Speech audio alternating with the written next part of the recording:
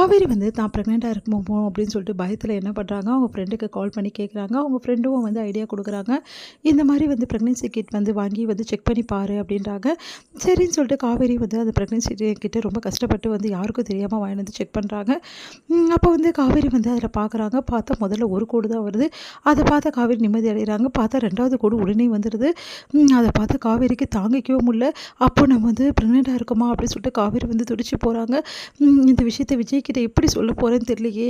விஜய்கிட்ட சொன்னால் என்னை கண்டிப்பாக வந்து இங்கேருந்து கூட்டிகிட்டு போயிடுவார். நான் என்ன பண்ணுவேன்? வீட்டில் உள்ளவங்ககிட்ட எப்படி நான் சொல்லுவேன்? என் அம்மா மூஞ்சில எப்படி நான் முடிப்பேன்?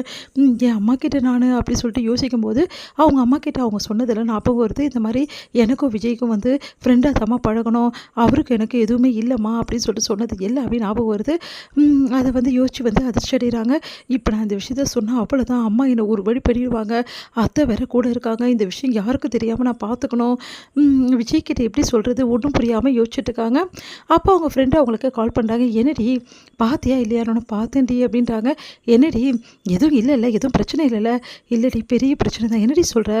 நான் கன்சீவாக இருக்கேன்டி அப்படின்னு ஒன்று அதிர்ச்சி அடைகிற அவங்க ஃப்ரெண்டு.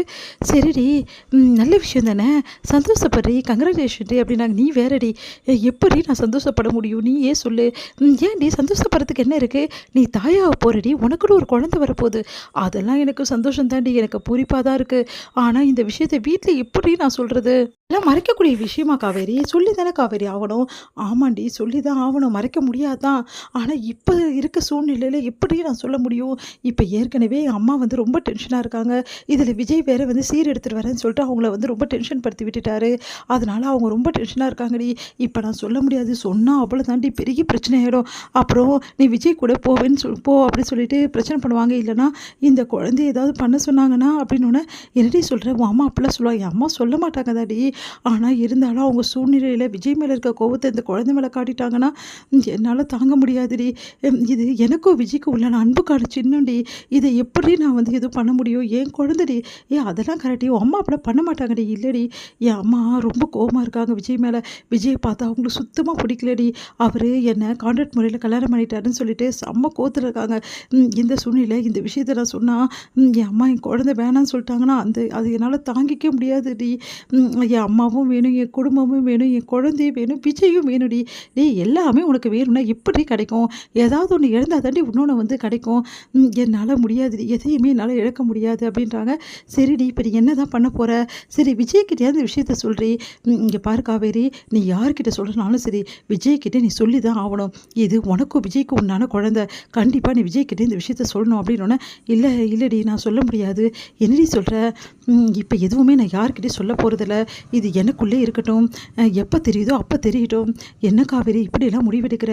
இது தப்பு காவேரி, சொன்னால் கேளு காவேரி. இல்லடி, நான் எடுத்தது தான். இப்போ இருக்க சூழ்நிலையில் நான் யார்கிட்டையுமே சொல்ல மாட்டேன், ஏன் விஜய்கிட்ட கூட சொல்ல மாட்டேன். அவர்கிட்ட சொன்னால் அவர் கண்டிப்பாக என்னை கூட்டின்னு போகிறதுக்காக வந்து சொல்லுவார். எல்லார்கிட்டையும் சொல்லி என்னை வந்து கூட்டிகிட்டு போகிறது தான் இருப்பார், என்னை விட்டே வைக்க மாட்டார். இங்கே ஏற்கனவே நான் இல்லாமல் இருக்க முடியாதுன்னு தான் இங்கே வந்திருக்காரு. இப்போ இந்த சூழ்நிலையில் நான் ப்ரெக்னெண்ட்டாக இருக்கிறது தெரிஞ்சால் நான் ஒத்துக்க முடியாது, நீ வந்தே தீரணும்னு சொல்லிட்டு என்னை கையோடு கூட்டின்னு பார்ப்பாரு. அப்புறம் என் அம்மாவோட சொந்தங்களும் எனக்கு எதுவும் கிடைக்காமே போயிடும்டி அப்படின்னோடனே, உன்னோட நிலைமை யாருக்குமே வரக்கூடாது காவேரி, பாவம் காவேரி, நீ இந்த மாதிரி நிலமையில எவ்வளோ சந்தோஷமாக இருக்கணும்ல அப்படின்னோடனே, எல்லாம் என் தலை எழுத்துடி, என்னடி பண்ண சொல்கிற? இந்த மாதிரி சூழ்நிலையை கூட நான் சந்தோஷமாக இருக்க முடியலடி. ஆனால் எனக்கு ஒரே ஒரு சந்தோஷம், எனக்கு எனக்குள்ளே ஒரு உயிர் வளருதுடி, எனக்கு அந்த சந்தோஷம் போதும் அப்படின்னோடனே, டி ஜாக்கிரதையாக இரு அப்படின்னு சொல்லிட்டு அவங்க ஃப்ரெண்டு சொல்கிறாங்க.